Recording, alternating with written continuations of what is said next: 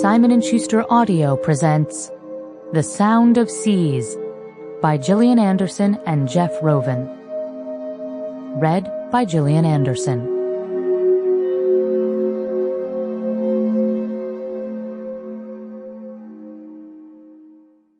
Prologue.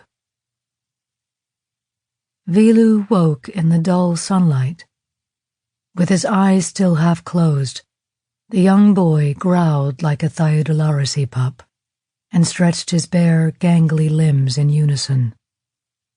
Then he deflated and lay for a moment on the narrow cot, feeling the warm new day from his fingertips and toes. He squeezed his eyes shut, then opened them wide, blinking away sleep.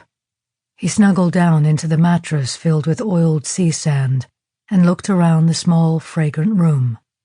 Like all the rooms in the complex, it was a tiny place, barely large enough for his bed, and a standing closet for his few clothes and possessions.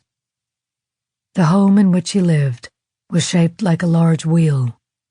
It was constructed of heat-retaining basalt stones, piled one atop the other, and coated with a thick plaster made from seawater and crushed jasmine petals. He inhaled the invigorating aroma deeply. Vilu once asked the house guardian, "Which wakes me first, the light of the sky or the warming of the new day?" "Which do you think, boy?" the man asked. "The warming," Vilu had replied without hesitation. "Because it not only warms, it makes the jasmine and the bed oil smell stronger." "Then it is the warming," the man said, smiling. "Anyway," one of the other boys, Sahu, had said later, when they played in the courtyard after lessons, "it is always daytime during this season. There is always light. That wouldn't wake you." "It wakes the seabirds," Vilu had replied. "I hear them.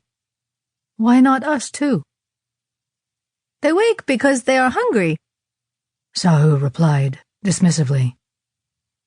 "If that were true, you would never sleep," Vilu said, laughing. Sahu had no answer for that, other than to shrug and continue consuming the petal-flavored ice he had purchased. Sample complete.